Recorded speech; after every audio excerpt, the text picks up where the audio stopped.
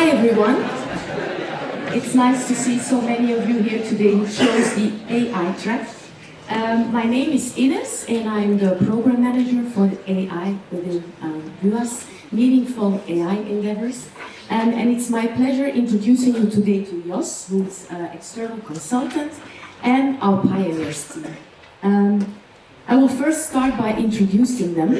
The AI Pioneers team is a group of experts and enthusiasts from all of our academies. The three of them are over there, so Thomas, Tuki and Carlos, thank you so much for being here. Also, the other ones are Dean van Aswegen, Jan van Elderen. Here you are, sorry, didn't see you, sorry. In the middle.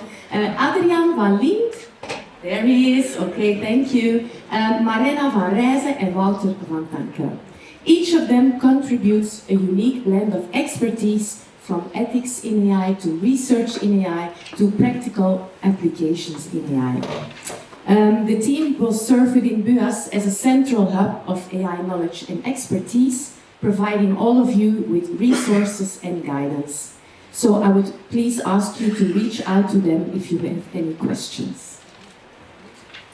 And then I would like to introduce you to Jos. Jos Dirkx is a global thought leader in AI in education. Jos is the founder of Benova AI, and she's a best-selling author and a global speaker whose work spans over 100 countries. Her significant experience, including her role as a World Economic Forum tech pioneer, and her involvement in various educational and technological initiatives brings invaluable insights to BUAS. Jos's impact in the field of AI in education is profound. She has driven global initiatives for social impact, consulted clients like Google and Sony, and is known for her pioneering work in AI educational strategies. Her latest book, Why Great Ideas Die, has been highly acclaimed for. So the floor is yours, Jos. Thank you.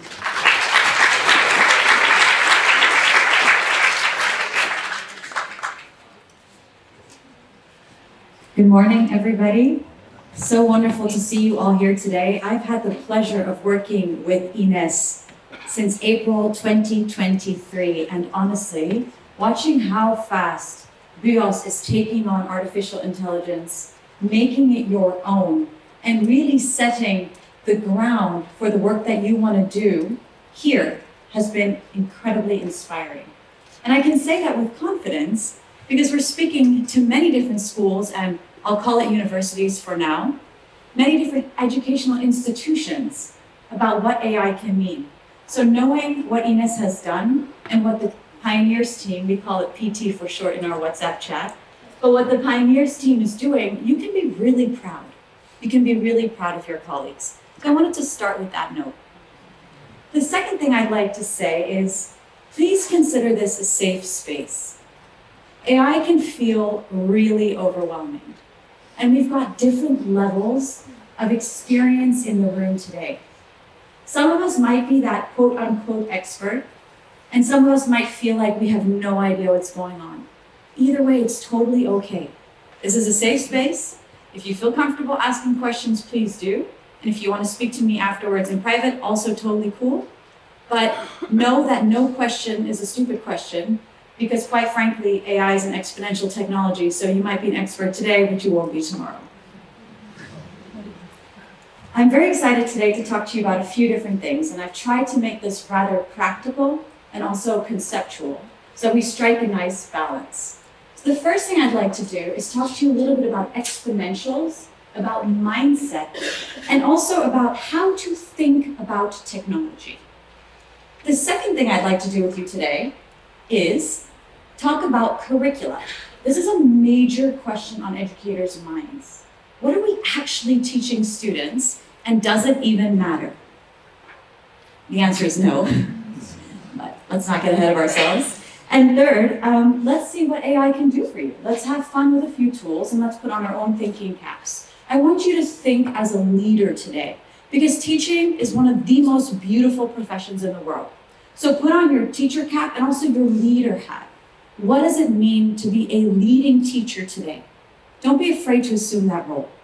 So first, let's go back to 1956, Dartmouth College in New Haven in the United States. This was really what we consider to be the birthplace of artificial intelligence. A group of researchers sat around a table during a summer workshop and they were like, let's think about artificial intelligence and what it can mean for us. And we really think of this particular workshop as being the birthplace of AI, but a lot had happened already before that. So we saw John McCarthy, Marvin Minsky, some of these names you might recognize, as the people who were asking questions and thinking about algorithms. Now, there were a few things that they wanted algorithms to be able to do. They wanted algorithms to be able to use language. They wanted algorithms to be able to form abstracts and concepts. They wanted algorithms to be able to do and teach things that we thought were only for humans. And finally, they wanted algorithms to be able to improve. Now, if you look at that list of these items that they wanted from AI, which stands out to you the most? 2 or 3? Yeah? Really and they're all exciting, absolutely, but what really feels exciting to me is that they wanted algorithms to be able to improve. Because that's what's led us to generative AI, which we see now in the 2000s being so important. That means AI is able to teach itself. So when you hear these conversations about AI keeps getting better, that's because from the ground up, it was built to be able to improve itself. So that's how we got to things like this. Now, many of you might have seen this video. It's about 2 years old, 3 years old. It still freaks me out. I wish I hadn't seen it. This is a pre-programmed robot, so don't worry, it's not AI-driven. But it's still quite scary, and it still shows us the power of these machines. And if they are AI-driven, as in they can manage themselves, well, that's something to think about. If I go a little bit more modern, I can introduce you to TeslaBot. Now, this robot is also quite hectic, but at the end of this video, it actually does a little namaste. So what we've learned in the last 2 years is that peace is important, so at least we're teaching our robots to be kind. Now, let's go back to that workshop in 1956, the birthplace of AI. As I alluded to earlier, a lot had already happened in the field of artificial intelligence before this. Things like Ada Lovelace, who took notes, copious notes about math, but also humans, poetry. Ada Lovelace was completely enthralled with this amalgamation between language and numbers. And in her 7th notebook, because she was writing, in her 7th notebook, she had already designed a base understanding of what algorithms needed to look like. And in fact, her work was some of the first work to design what we know today as programmatic languaging. Then we go to 1958, the perceptron. This was invented by a researcher, Rosenblatt, in 1958 precisely, and it was the first machine that actually tried to be built as our brain. So just combining the different neural networks in our brain. Then we go to the 1960s. Now things got a little exciting. People were actually really actively working on artificial intelligence, trying to design the models and really get into it, writing grants and doing research. This looked like a promising period. But after every peak comes a low, and the 1980s saw an AI winter. And part of the reason we saw this downfall was because AI requires quite a bit, AI required quite a bit of data and cloud computing. And we weren't able to do that at the time. So funding dried up, and many AI researchers left the field entirely, which meant that obviously, as you would know as well in your roles, we just don't have as much innovation when smart people leave an industry. When the 1980s finally saw a pickup again, we saw something called the design of expert systems. And in expert systems, we really started training AI on very structured data based on what experts might know. So here we're looking at more specific data training, which was great because it was a way to move AI forward, but there was also a downside to it because it meant that AI wasn't very good at natural language processing or at unstructured data. And when we refer to unstructured data, we're talking about things like images. By the way, this is hilarious. if you just read this conversation, hello Alice, how are you? Hi there, everything's going extremely well. What are your plans for today? I would like to study psychology and maybe go into law or politics. Why do you want to go into law? Because of the money. Right? So it's actually already showing the sense of humor. We thought that was just GPT-3, but it's not. And then of course we started collecting data in all kinds of crazy ways. I don't ask you to raise your hand to give away whether or not you had a Furby or bought one for someone, but we were collecting data already. And the mid-2000s saw the advent of deep learning. We were getting better at managing structured data and unstructured data. And now we're looking at generative AI. And as I mentioned earlier, let's swing back to that point number 4, algorithms improve themselves. So we know what AI is. We know that machine learning is a subset of AI. And that brings us to the next step in our evolution of artificial intelligence, which is AGI, also known as human-level artificial intelligence. When we start seeing AI that is actually smarter than humans, passing the Turing test. And that's kind of, in summary, how we are expecting the future of AI to unfold. And this is because, in the beginning, we needed that big data, we needed cloud computing, we needed enough space. Also, enough of us had been playing with AI for a while. That's why we saw this rapid progress these last couple of months as well. And putting all that together means that there's more autonomy in the artificial intelligence space now. So while many of you are familiar with GPT is built on one large language model, of which there are tons. And in fact, this is one. This is in China. And this bot is actually bigger than GPT itself, than what OpenAI is training on, their parameters. We also know that AI is coming onto hardware now, which means that players like NVIDIA and Apple that are actually producing the hardware to make these products be able to really deploy artificial intelligence are getting more important too. We see that things like coding. Remember when we went through that phase where we thought every student needed to learn how to code? Do you guys remember that? It blew my mind. I'm like, this was 4 years ago. I was living in Dubai, and all of a sudden there were these coding schools popping up out of everywhere. I'm like, why? Why do people need to learn how to code? It's literally what computers are good at. And GitHub has a copilot. For those of you that are developers, GitHub has an actual copilot that allows you to write code with it, and actually now writes your code for you. So if we look at all of this, this is mind-reading AI translating thoughts to text. That was an announcement from 2 weeks ago. And of course, this is going to keep bringing up more legal challenges in the AI sector. And we have GPT-5. 11 hours ago, the latest video with Sam Altman when he was presenting at Davos last week, where he's talking about GPT-5, how much better it's going to be, what this means for the future of the way we do politics, the way we fight wars, never mind how we teach. By show of hands, before I go on, actually, how many of you are GPT-4 users? Okay, it's about a fourth of the room. Okay, cool. And GPT 3.5?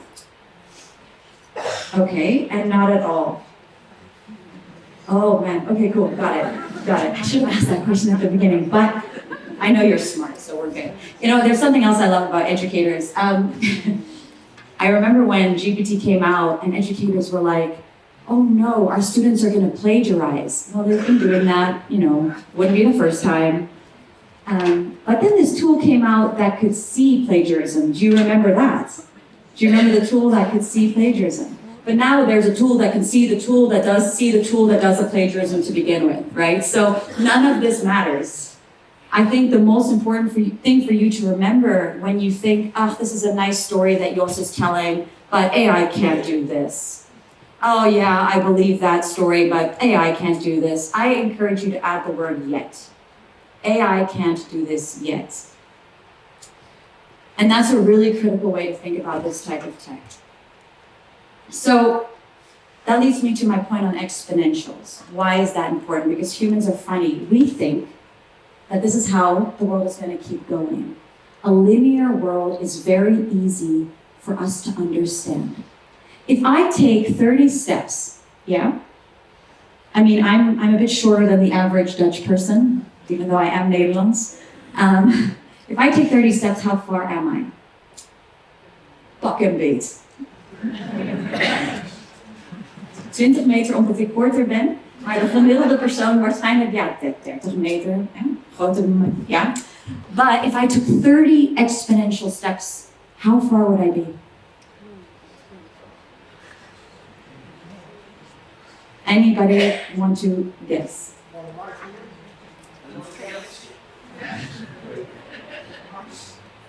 26 times around the world. The exponentials are so hard for us to understand. But this is probably my favorite graph ever. It's really hard for us to understand. We haven't had to understand it. But the truth is that is how our world is working right now. So fine, this is difficult for us to understand. Let's go to something that might be easier for our brains. Mindsets, okay? If we know that our world is evolving so fast, and we know that our skills need to be different than some of what we thought we needed to be teaching, this is now swinging into the space on curricula. What are we actually teaching? Well, one very useful way I have found to think about this is about mindset. So I try to live by a couple of mindsets. I've also picked these up. I grew up in 15 countries, and moving every 2.5 to 3 years as a kid isn't that easy. So I kind of taught myself to always be grateful, to be curious about new cultures, understanding where people are coming from, what was their day like, who are they, and being purpose-driven. So for me, these three mindsets in a pretty overwhelming world, they work. All right, so then somebody who has really helped me learn about mindsets is Peter Diamandis. He's a futurist, an investor, does a lot with NASA, was the first person to run a prize to get people into space. He also focuses on a few mindsets, and they're very applicable to AI, thinking big, thinking like a moonshot mindset, an abundance mindset, how much can we achieve together? Again, that exponential mindset and a longevity mindset. And when I'm saying this to you, I asked you at the beginning of this presentation to put on your leadership hat. So really thinking about, okay, what resonates with me? As I understand, Jos just showed me a graph that shows the power of exponentials. We're sitting on an incredibly powerful technology today. What do I need to constantly remind my mind to do in order to make the most of this? Maybe right now it's gratitude, or maybe you think, you know what, I'm going to embrace this whole thing and I'm going for number 6. I'm going to embrace this whole way of thinking and I'm going to go to being exponential with this technology. It's your choice, but framing your mind to work alongside a growing technology is very, very useful. And finally, we look at technology. The role of tech is not going to go anywhere. And when I say tech, I'm talking about baseline technology and our relationship with it. Because it really is a relationship. And so your goal is to constantly think about, how am I engaging with this technology? Am I a slave to it, or is it a slave to me? And being able to differentiate that is going to be more and more important. And I think you, as teachers, know that. Because the more human your students stay, while building a healthy relationship with the technology that's being introduced to them, the better they are going to be in performing in the workforce of tomorrow. I'm gonna actually talk a little bit about education. And I wanted to just tell you a bit about it. So I do want to show you that, but before, I don't want to play this. Okay, so I thought if I'm going to talk about education, I'm going to do this quick timeline. And I looked up the Committee of 10. I pressed education. I wanted to learn about the Committee of 10. How many of you have heard of the Committee of 10? About roughly 100 years ago, the Committee of 10 was about 10 American white gentlemen from Ivy League schools that were called together to design curricula. And they said, all right, we're going to talk about a few things. It's 1892. We're going to talk about what's important in education. We're going to set the course for education moving forward. That is how the curricula that you are teaching today was formed. Now, of course, every country has done its own adjustments to this. But overall, the way in which curricula was structured over 100 years ago for a world that looked completely different is still very much how we teach today. with an emphasis on science, technology, engineering, and math. And the crazy thing is, this was designed by 10 people that knew nothing about the world at large at that time. Yet we're still teaching that curriculum. I wanted to show it to you on this tool because this is a really cool tool. It's timelines.co. I've put in the QR code for you here. Oh, that is not fun for me. It really isn't. However, you can please scan this code if you're interested in using this in your classrooms. It's really quite nice because you can type in any subject and it's going to give you a pretty cool timeline. Maybe your students can have fun with it. But also, life.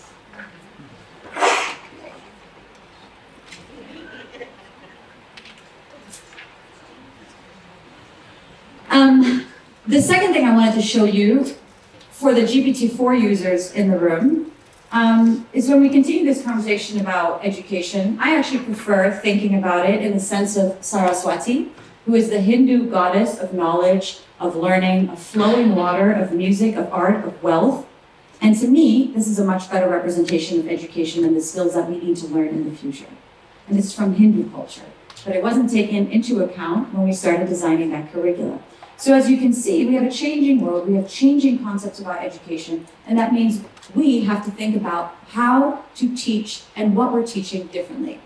So I used GPT-4, and I just asked GPT-4 to use a plugin called DALL-E to create this image of Saraswati. It's a very simple prompt. I do think that many of you are concerned about how to write effective prompts. Yeah? Do any of you know that GPT-4 has a plugin that is literally designed to help you write effective prompts? Did anyone know that? You can literally ask GPT-4 to go to a plugin to write the perfect prompt for you. So that's not a problem anymore. Okay. Oh, by the way, I do also encourage you to stay kind to your AI. Right? Thank it for what it does for you because you never know. And also being kind is the right thing to do. So, I'm going to try this thing one more time. Or I'm going to, oh yes. All right, so long story short, all these thoughts about education, how we're going to design for the future, for me they happen because I grew up in these kind of crazy places. In Bangladesh, I was born in Brazil, we spent time in Senegal, Nigeria, we spent time in Canada, Norway, Finland, Greece, the United Arab Emirates, South Africa, South Sudan, many of them were war zones. And this really taught me the beauty of what we can actually learn, the wealth of information that's out there for us to learn about the world, that we can teach our students to be better and better in showing up in a world that's changing, in a world that requires different skill sets. And that skill set, that for me is largely around the 21st century skills. You might have heard of these. They were designed as a response to a paper that came out called A Nation at Risk. And this paper highlighted specifically the challenges that the United States was facing around education. Literally, that students were getting worse and worse every single year. I presume there are similar trends across the European continent where students are just not performing as well.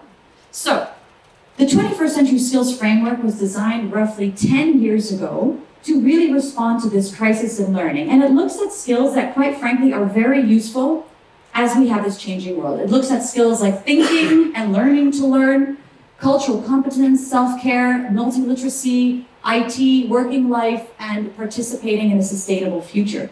So what my team and I did is we started really thinking about these 21st century skills, thinking about how they might influence the future of learning. We take into account mindset, coming up as a kind person, as a grateful person, and then we added to that the United Nations Sustainable Development Goals and started really thinking about a pedagogical model, a way of teaching that would touch on all of these different elements. And we know that exponential technology could be a very good way to accelerate this level of learning and this level of teaching to more students around the world. And I'm going to show you something really quickly as well. When did I do this? Maybe 2 days ago, I was finalizing some pieces on this presentation. I was in South Africa. And also, when you go from South Africa to the United Kingdom, because I was at BET, missed Ines terribly, but I was at BET yesterday, which I presume most of you know. Yeah, very large education conference. And then back this morning, essentially. And I took the entire script on 21st century skills. Again, this is GPT-4. So for those of you who are teaching multimedia or any creative curricula today, like video editing, yeah. I took the script and then I used a plugin, although I do have an account, right? You need to create an account first with this particular tool. It's called InVideo. You can write it down and look it up later. And then I just pasted that entire script. You saw it immediately started creating the video. This whole thing took me about 6 minutes. And I'm not going to say that it's perfect, and I hope the audio is connected. I'm not going to say it's perfect, but it took me 6 minutes to create this video. So, yeah. Here I went to the screen rendering. I don't know for any of you that have ever worked with anything where you're like watching the screen render a video in hopes that it's done on time for the export. But yeah, it rendered it quickly. I don't have a paid account because I don't always want to have paid accounts. And then I just downloaded it.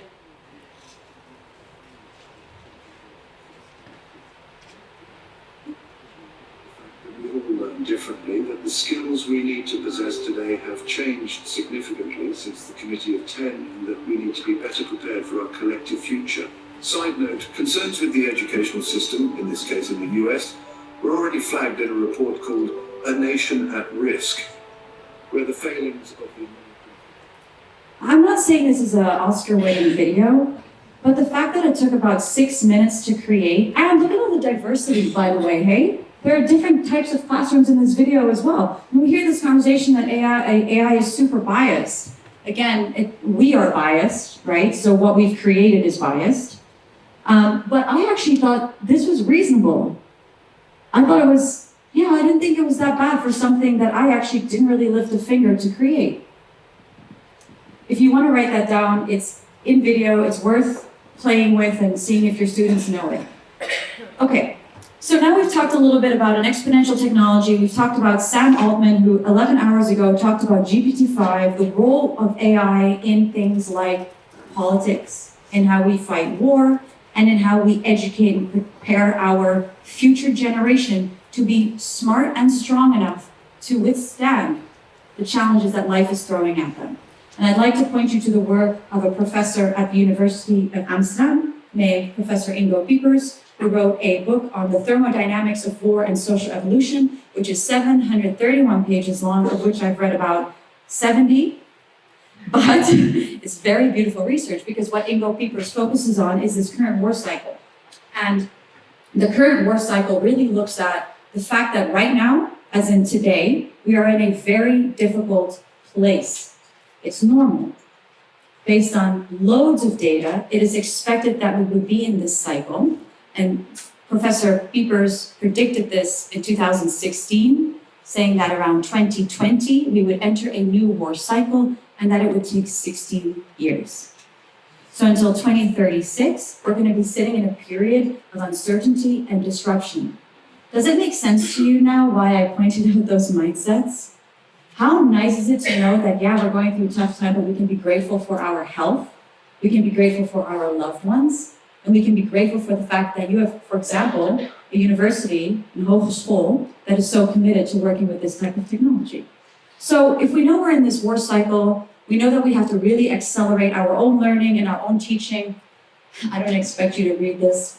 I just threw it up here because I felt like we should do Piepers' work justice. But he essentially argues that, since we go through relatively stable periods, and then we go through these cycles. Anyway, so we're in one now, and that means actually thinking creatively and thinking outside the box. And I just want to show you some of the work that we did with AI in education, because it's one thing to talk about it, but I also think that practically doing work is very important. So I just want to, I'm going to show you this video, but the sound isn't connected. The story started in 2019 when we had the idea that AI was really going to take off in the next couple of years, especially in the space of education. And that's how we got to the Innova AI, which really is about ensuring that everyone has access to the 21st century skills that they need to develop their full capabilities and to reach their full potential. we build AI teachers, which act as supplement teachers to a real human teacher. Met deze pilot hebben we een AI-mentor ingezet en dat is voor ons heel leerzaam om te kijken hoe kunnen wij AI gebruiken vanuit de lerende kant. Op het moment dat zij andere tools gebruiken, dan zijn de antwoorden zo uitgebreid dat ze het niet meer snappen. En ik denk dat op het moment dat je een eigen tool hebt, dat je het veel meer kan afkaderen voor onze MBO niveau 4 studenten, zodat het begrijpelijk wordt. En wat wij daarbij kunnen voor is een klassenmanagement, maar ook voor Persoonlijke aandacht.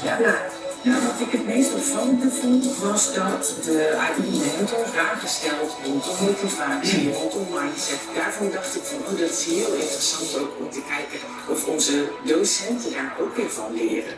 It was almost like, I'm always there for you, and if there's something, that's pretty nice. I would ask the AI mentor stuff about the tasks and then to get the test done. At home, I can ask questions and then get a great answer instead of Google because it doesn't answer like that. The same like having a teacher at home. De potentie van Binova zit er denk ik in dat het docenten kan helpen een ontlasten in bepaalde tijdsbesteding die ze hebben. En dat ze studenten veel op het moment dat ze er zelf behoefte aan hebben feedback kunnen geven. Daarom heb ik veel van liefde Binova en Caroline eveneens bij elkaar gebracht. En het mooie is, er ontstaat iets van energie tussen groepen die vanuit een hele andere wereld komen, maar die wel allebei hetzelfde willen. Nou ja, en daar kan weer een mooie ontstaat van.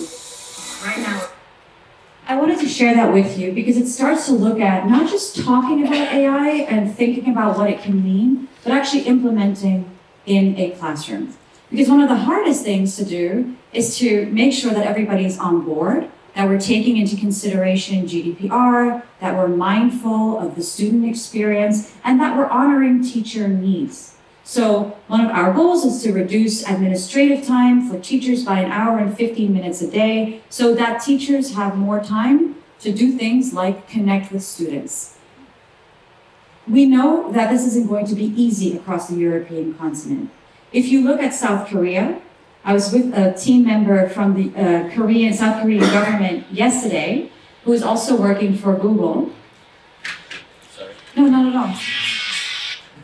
Is that your ringtone, sir? Excellent. So this person was telling me, yeah, absolutely, that in South Korea by 2025, they'll have all their textbooks digitized into an AI form, and that their goal is to ensure that every single student has an AI mentor by 2025. The only reason I'm bringing that up is because, yeah, while I agree with EU regulations and policy design, it's incredibly important. Let's not stop it. Let's not let it stop us entirely from innovating together. Because the gap between what we can do with this technology and what we understand about it conceptually, I mean, it's going to grow if we don't actually play with it ourselves. UNESCO has guidelines on this, which I would say are arguably more important than the EU AI Act. I mean, if you're an educator, it's very good for you to familiarize yourself with what are safe digital practices. I've put the QR code here for you. You can scan this document easily. But it's incredibly important to know, okay, if this technology might endanger our students, we know that student safety is a priority. What do we actually need to understand? Now, if we look at barriers to implementation, I know I'm going through a lot at a very, very fast pace. I also know that you're teachers and that you're very smart, so I'm not going to slow down, okay? But I know it is a lot. So let's just take a breath, and now we're going to look at, okay, we understand this is an exponential technology. We understand that we need to rethink what and how we teach. What does it actually mean if you're now excited and you're like, okay, cool, they're implementing AI in other schools across the Netherlands. What does that look like for Jos? What do we actually need to know moving forward? So there are a few barriers to implementation of large-scale AI projects that are good for you to know about. The first is data and knowledge sharing. It blows my mind that people don't share what they know. That is such ego-driven behavior, I have zero time for it. If you know something that is going to benefit your colleague, tell them. If you have a sick family member, then this should infuriate you because medical communities are some of the most guarded communities in the world, which means that we don't have the breakthroughs in science and in medicine that could have saved our loved ones. So number one, leave your ego at the door and share what you know, because that'll help accelerate the innovation that you're doing at Jos. But there's other barriers barriers to implementation. Time and energy. Teachers are overworked. Well, that's so annoying. I know how hard you work. I don't know how hard you work, but I'm told how hard you work. I know, and it's hard because you've got students and you want to give them that attention, but you can't. So this is a very real barrier. The third is people are afraid. You might be afraid that you will be replaced. You probably will. So move on past your fear and become better at your job. And what being good at your job as a teacher means connecting, right? It's connecting with students, right? You didn't join this profession, I don't think, to grade papers. Didn't you join this profession to share knowledge and moments with your class, with your students? Connection is a huge part of your job. And you will always have value doing that. AI cannot take that value away from you. And there's many moving pieces. Man, we have to seriously, at the end of this, give Ines a huge round of applause. Because the way Ines has managed the millions of moving pieces at BIOS as it comes to AI implementation is extraordinary. And she's only been with BIOS since February 2023. No? Yeah, exactly. Not even a year. When is your 1 year anniversary? 1 Feb? Okay, write it down in your calendars. No, she's done an amazing job, but it's hard. It's hard to actually go in and implement your great ideas and making sure that they actually come to life. So now that you've kind of understood the barriers, okay, you've got your mindset of I'm gonna power through this, doesn't matter, we're gonna make use of this. Now you're running this project, okay? You need to get 3 departments largely on board. You need to get the business side on board. So you need to get your bestuur on board, but they are on board. They're actually really cool. So they want to do these things. You need to get your IT department. Listen, IT does not want to be resetting your password, okay? They don't want to do that. That's not why they started their jobs in IT. They want to think ahead. They want to help you do cool stuff. Make sure that the infrastructure at BIOS is capable of handling a lot of what's being thrown at you with the requirements for example, the cloud that you'll need in order to process all the great projects that you're going to do. So if you have any knowledge about this, rule number 1, leave your ego at the door, start getting involved in this space. And finally, the language that we speak. I did a bit of a long intro today on artificial intelligence because I know that there are many different levels in this room. By the way, that makes my job really hard because like we said, there are experts. I don't think there's any such thing, but anyway, that we say there are AI experts in the room and then people that are not using GPT at all, right? So imagine I'm speaking to an eerste jaar student and like a professor. So it's very hard to get this right. You're all at different levels. So when you talk about AI, get clear on language. Ask people, okay, cool. Do we understand what AI means? Are we talking about machine learning? Are we talking about AI? Are we just talking about a cool data project? Get clear on it because it's very critical if you want to be successful in running your projects. And all of these need to span across education, research, and operations. You as teachers might have your priority on curricula design and the future of work, but you also have research. How can that be done better? And you have operations. Sometimes I think the low-hanging fruit in schools is operations. Get better at managing your timetables. Get better at managing your summer program. So things like this are really important as well. Now we're going to talk a little bit about the future of work. And I'm cutting into your lunchtime, so I won't keep you too long from your boterham, fast. But cool, future of work. So this is very overwhelming. What jobs are we going to have in the future? What do we need to teach the kids today? Well, this is how I found a really easy way of thinking about this. First, you're going to think about, apply this to the department in which you teach, okay? Think about the jobs that a company might have, and then break down that job into tasks. I literally mean every single job is a series of tasks. It's nothing more than that. For me to be here today, I had to get up, I had to get out of bed, have my black tea, my dark chocolate, my breakfast. I came here, got into a car. I just did a series of tasks. I worked on my slides, whatever. Those were my tasks. Now, I think about all my tasks, and I see if my task can be augmented, e.g., can it be changed, or can it be automated? So, say you're a teacher, you do the same thing, you woke up, you had your tea, you opened your computer, you read some emails, you drove your car here, you got to school, you sat down in this chair, you opened your notebook, you're doing certain tasks that make you a teacher. Some of that that I've actually, everything I've described, can that be augmented or automated? Can any of what I've just described about your job as a teacher be augmented or automated? Meh, okay, maybe you driving here, all right? Maybe you have a nice self-driving car. So we'll call it that. We'll call it that's the automation of your job. But now, that doesn't mean your job is completely gone. It means that one part of your tasks is automated, which is a good thing, potentially. But you can assess the value of doing that. So this is how to start breaking down what the jobs of the future are going to look like. I'm going to run you through this one more time. Say you have a copywriter, right? You're teaching students how to do writing today. There are so many more things that make up being a writer than just being able to do grammar or than just having ChatGPT write for you. It is about editing. It is about interview skills. It's about being able to synthesize knowledge. It's about being able to ask the right questions, about critically thinking about those questions. And so then you start to assess the value. Is it valuable for me as a writer to ask GPT to write a book for me? Not really.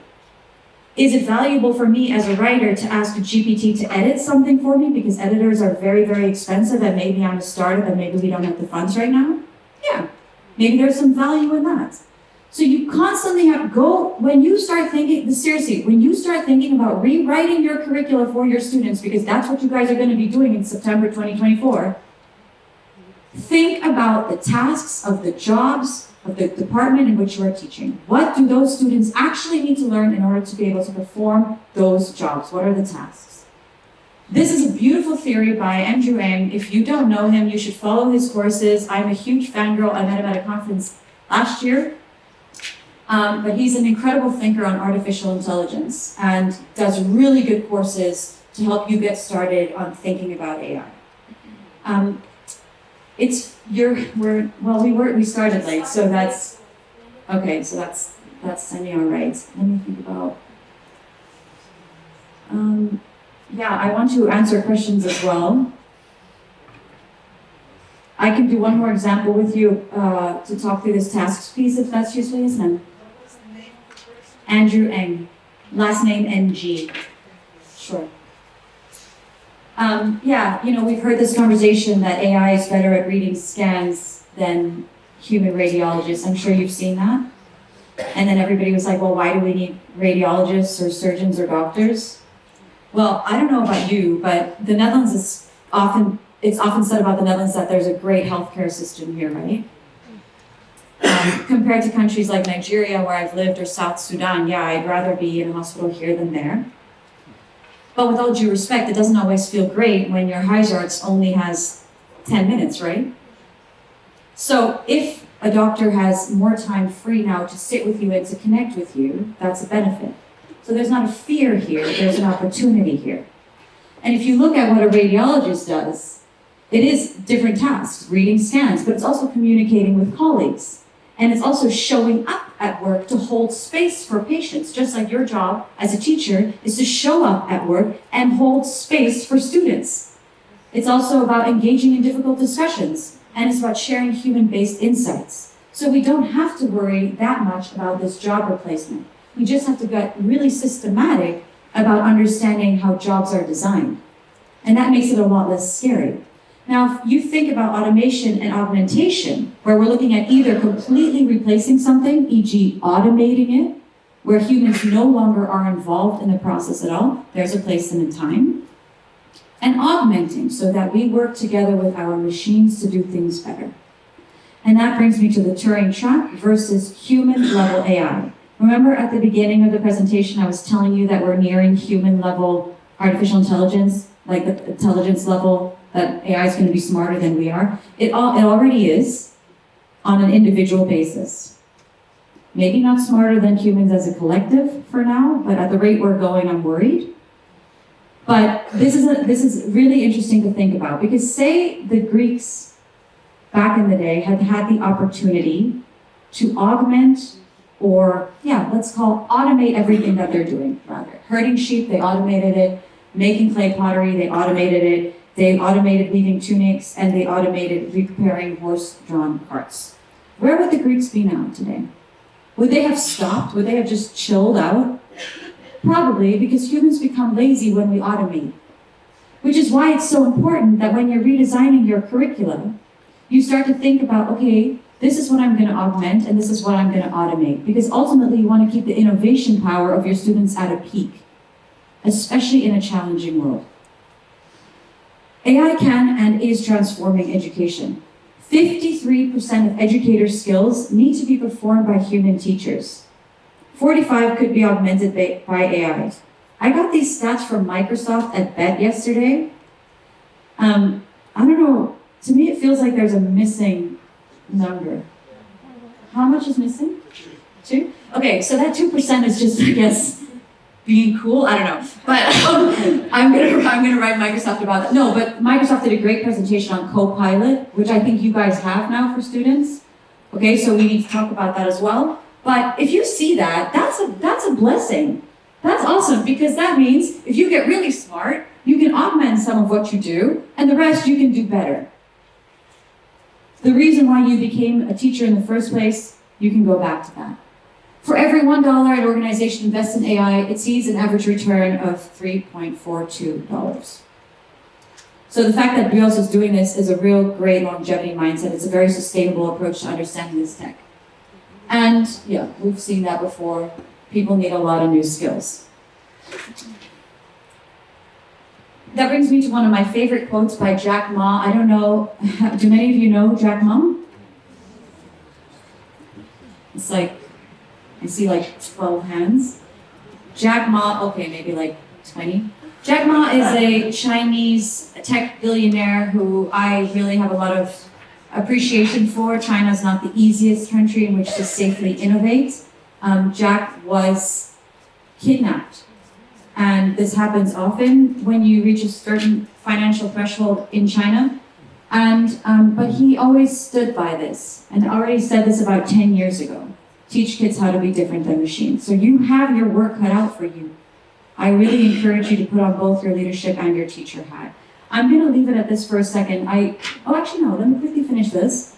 Now you might be thinking, okay, cool, we're gonna be implementing some tools. I can talk to you about this further in detail. Ines, actually, we can have a chat whether this is relevant, but when you think about getting products or tools teacher ready, you think about things like interface, is it pedagogically sound, the learning design, is it inclusive, do we have the right data? If you are interested in thinking about this or working on this, please contact me, because the more teachers we have that are sharing their thoughts, that's super helpful. So don't be shy to say, hey, this is what I'm seeing in my classrooms. Please contact me if you think this is interesting.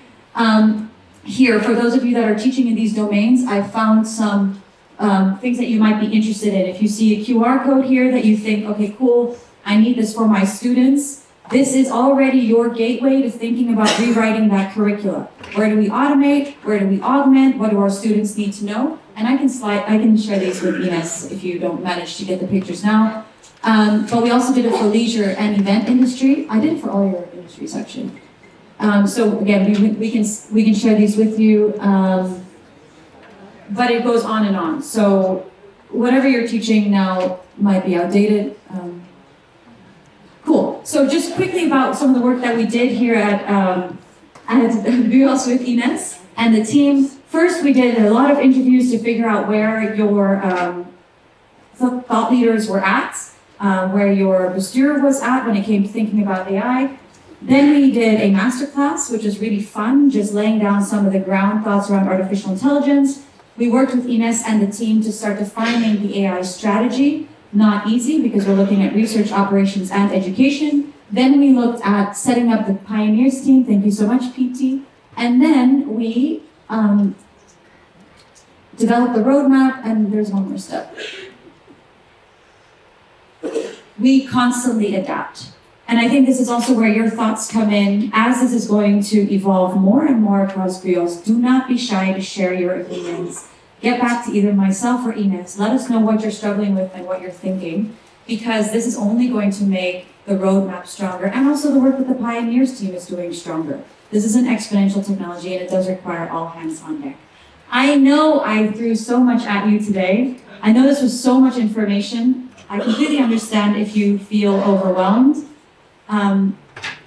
There's opportunities for us to go through it again, I'm sure. For now, are there any questions that you might have? Oh yes, ma'am, absolutely.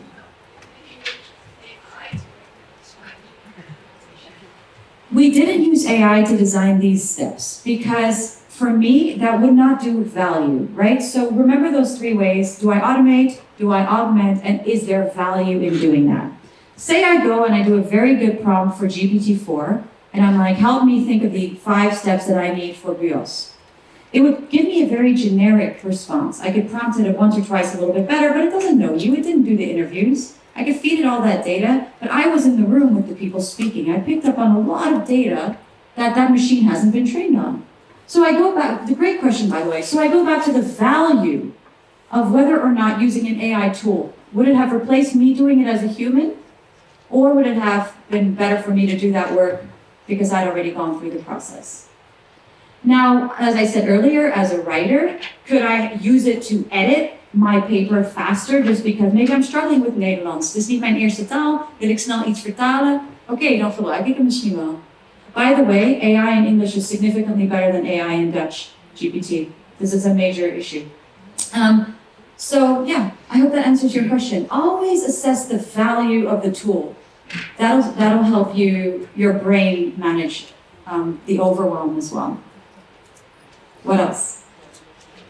Yes, sir. But very often we have very big disagreement on where the value of the student is. So how do we go ahead and do, okay, this is really a cool skill that the student needs to be able to do, rather than, oh, this is something where we can test students use the AI. Sure. May I grab your name? Raphael. Raphael, cool. And these disagreements, are they happening with you and students or you and your peers? Generally with students because, generally with staff because students generally they just follow and that's everything. They follow well. Let's unpack that a little bit. Why do they follow what you say? Or Because they need to get a grade in the end. they need to get a grade in the So end. they accept the rules we make them jump for the grade. Which is a shame, which is such a clear statement on the entire education system, which we would talk about another time. But thank you, Raphael, for bringing that up. I think there's room to ask the students. I know that one of the approaches that you have at BIOS is the project-based learning, correct? Yeah, so you're asking students to identify their own strengths in solving a problem or a challenge together. Some of them might go to AI tools and some of them might not, and that's okay. Just because it's there doesn't mean all of them have to use it or be amazing at it. So definitely have that conversation with your students. It blows my mind actually that we don't involve students more in their own future. So I think the first step is asking them, and the second step is saying, okay, well, according to what we need them to know, let's see what feels realistic. Anything else?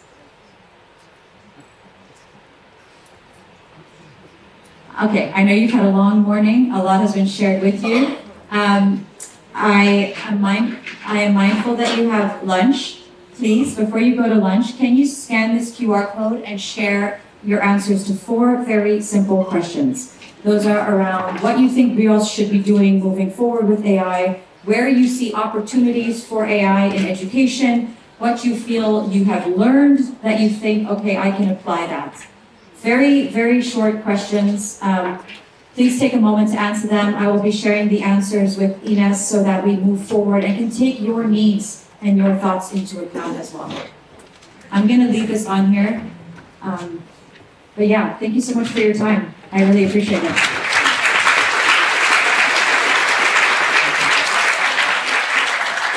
Thank you so much, Jos. We have a present.